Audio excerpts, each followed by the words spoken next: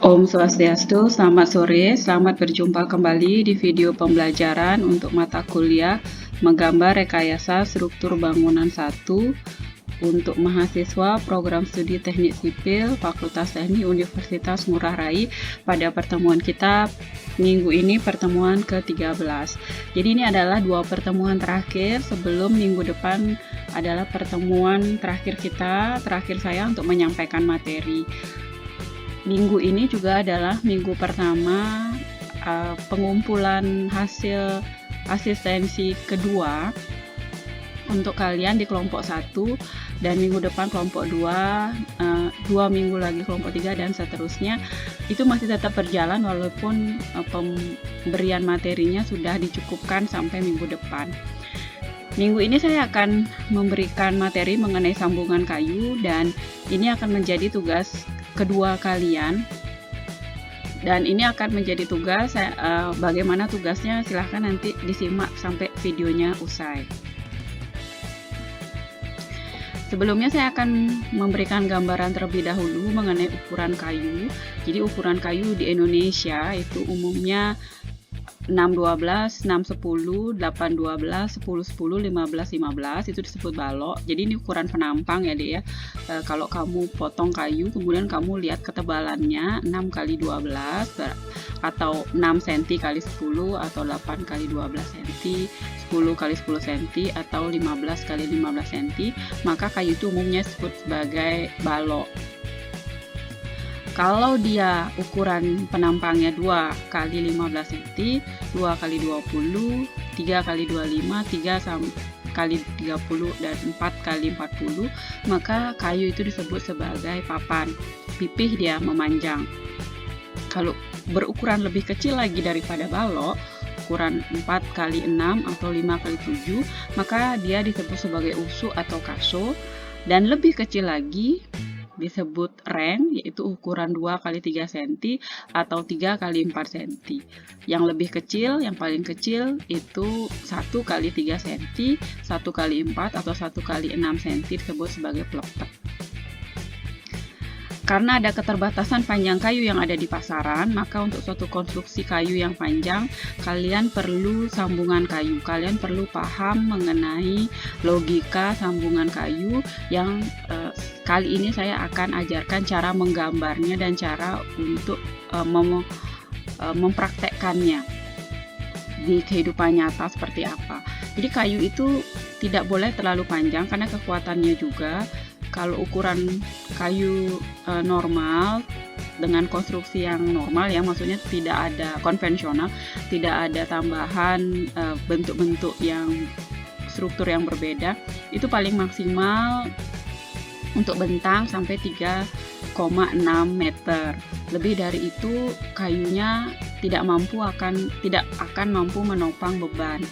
Begitu juga untuk pengiriman kayu itu kan umumnya pakai truk, dan panjang bak truk itu paling panjang bisa mencapai hanya 4 meter. Jadi cocok ya, bentangnya cuma 3,6 dan bak truknya itu 4 meter. Tidak bisa lebih dari itu. Jadi kalau kamu memerlukan suatu konstruksi yang melebihi dari bentang kayu dan panjang kayu yang ada, maka kamu perlu tahu cara menyambungkan dua buah kayu seperti apa. Kalau umumnya pakai paku ya, pakai paku atau pakai lem. Kalau sekarang kita akan belajar cara menyambungnya. Jadi hubungan atau sambungan kayu itu adalah ketika dua batang kayu atau lebih yang saling dihubungkan satu sama lain pada titik tertentu sehingga menjadi bagian konstruksi. Syarat-syarat hubungan kayu: 1. Dia dibuat sederhana tetapi kokoh. Hindari menakik kayu yang dalam. Jadi menggali kayu supaya dalam sambungannya. Perhatikan penempatan sambungan dan dia harus tahan terhadap gaya yang bekerja padanya. Konstruksi sambungan dibuat pas, jangan menggunakan kayu yang cacat. Konstruksinya itu harus dibuat pas, jangan ada celah, tidak bisa masuk malah ya. Jadi harus terus dicoba. Jangan menggunakan kayu yang cacat. Jadi misalnya kayunya punya mata kayu yang sangat besar atau punya goresan ya, cacat ketika pengangkutan dan lain sebagainya, sebaiknya dihindari untuk pembuatan sambungan. Ada 3 macam sambungan kayu yang umum digunakan.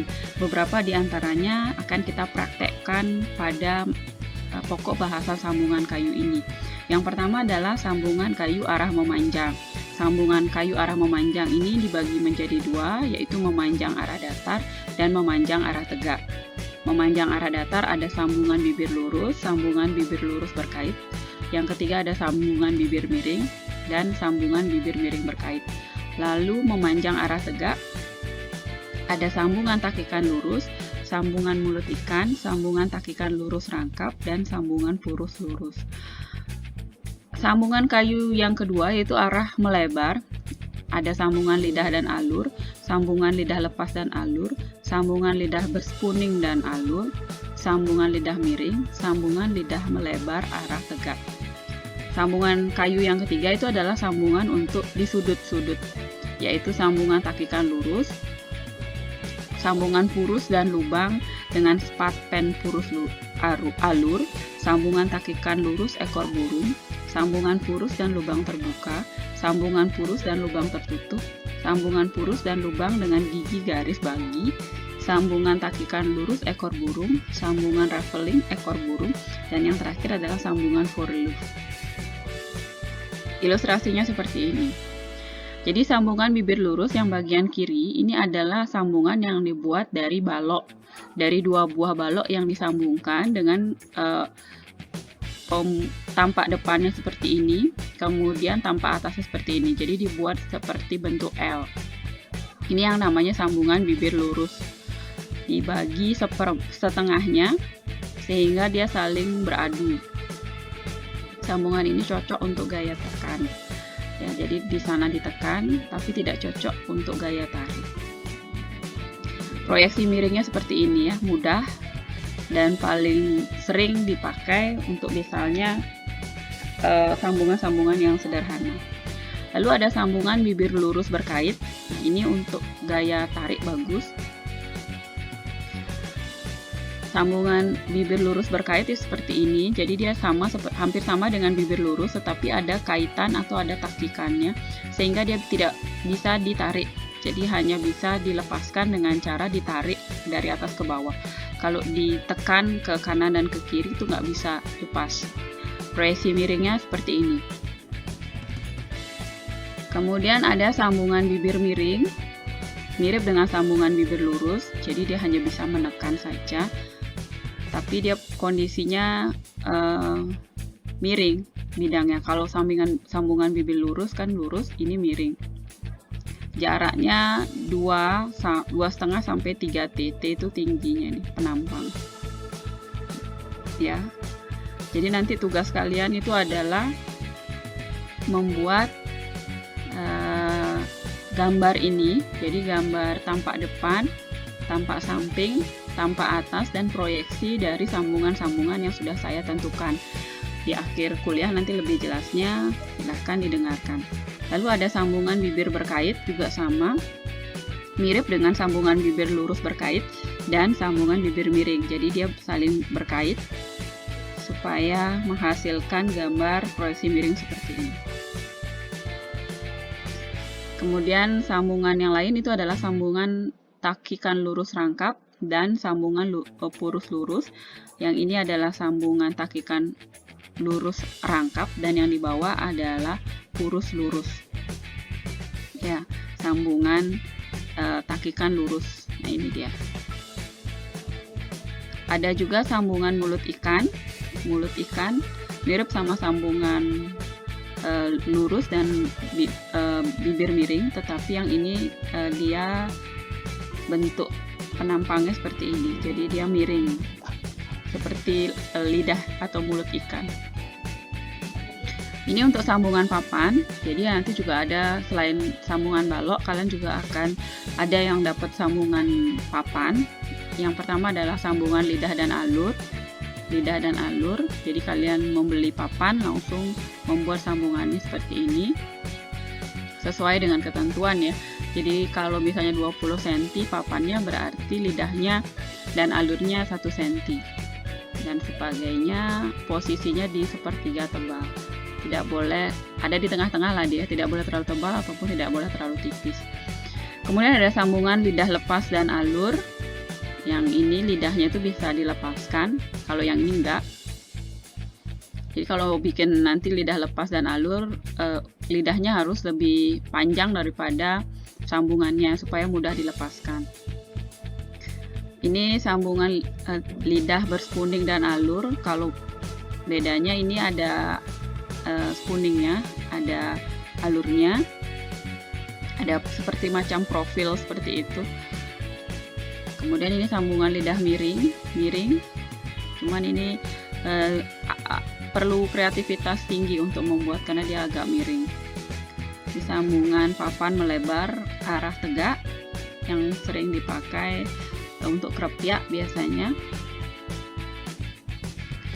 Kemudian ada sambungan takikan lurus. Sambungan takikan lurus ini mirip seperti sambungan bibir lurus. Jadi sulit untuk membedakan takikan lurus sebagai menyudut atau sambungan bibir lurus sebenarnya. Kemudian ada sambungan purus dan lubang tertutup dan sambungan purus dan lubang tertutup. Jadi dia ngeklik di sini, masuk ke sini pas.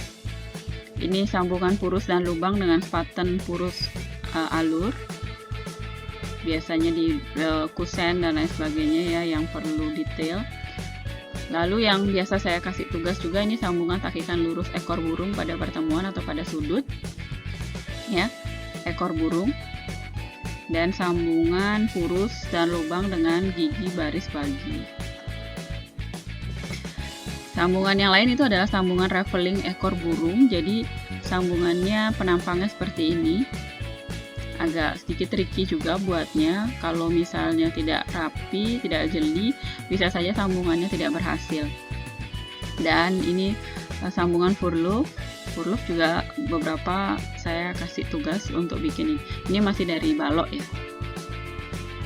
Oke, ini tugas untuk minggu depan. Jadi saya akan kasih kalian deadline untuk hari ini, mengumpulkan nama-nama mahasiswa, nama-nama satu kelompok. Untuk satu kelompok itu terdiri dari 2 orang. Jadi saya sarankan yang rumahnya berdekatan agar memudahkan koordinasi, supaya juga kalian tidak lintas kabupaten atau lintas lokasi, sehingga mengurangi kemungkinan terkena penyakit. Kemudian kalian harus mengumpulkan nama anggota kelompok sebagai pengganti absen. Lalu saya akan menentukan tugasnya. Kamu dapat menggambar dan membuat sambungan yang mana dan seterusnya. Hasil akhirnya, setiap kelompok mengumpulkan prototipe sambungan kayu sejumlah 1 dengan 1 gambar setiap sambungan di kertas HVS A4. Jadi setiap kelompok itu harus mengumpulkan 1 buah gambar sambungan yang sudah saya tentukan jenisnya dan 1 buah prototipenya. Jadi harus diwujudkan. Lalu sambungan balok itu terbuat dari kayu ukuran 6-10, panjang 20 setelah disambung. Lalu sambungan papan dari kayu 2-15, panjang 20 setelah disambung. Maksimal panjangnya ya setelah disambung. Jadi jangan buat yang terlalu panjang atau jangan buat yang terlalu pendek. Gambar sambungan terdiri dari denah, tampak depan, tampak atas, potongan, proyeksi miring dengan skala yang menyesuaikan pada kertas A4 kalian. Kertas diberikan gambar garis pinggir 1 cm, dibuat dengan kondisi potret dengan 2 halaman. Terdiri dari 2 halaman, yaitu halaman pertama adalah identitas kelompok, jadi ada covernya, lambang ngurah rai, nama anggota kelompok, NIM, nama prodi, nama mata kuliah. Kemudian di halaman kedua baru adalah gambar sambungan. Jadi semua gambar sambungan itu dijadikan 1 halaman. Semua gambar harus dibuat secara manual, artinya gambar tangan, sketsa dengan penggaris. Finishing gambar adalah pensil dan pulpen jika sudah saya ACC. Gambar dan sambungan diasistensikan minggu depan. Jadi minggu depan kalian berkewajiban untuk mengumpulkan, masing-masing kelompok mengumpulkan gambar dan prototipenya itu ya. Jadi prototipenya itu difoto, nanti disiapkan saja fotonya, baru kemudian dikumpulkan lewat GCR. Nanti GCR-nya hanya satu orang saja yang mengumpulkan, misalkan karena ada 2 orang, jadi hanya satu saja, yang satunya lagi tidak perlu mengumpulkan, asalkan yang sudah mengumpulkan itu menyantumkan nama anggota kelompoknya. Kalau mau sendirian tidak saya sarankan, tetapi kalau memang tidak ada kemungkinan lain boleh sendiri, hanya tidak boleh lebih dari 2. Jadi kalau 3 orang saya nggak kasih, lebih baik sendirian gitu ya. Silahkan kalau ada pertanyaan bisa disampaikan ke Yakin, nanti Yakin akan nanyain ke saya mengenai teknis tugas ini. Tapi kira-kira begitu yang dapat saya sampaikan.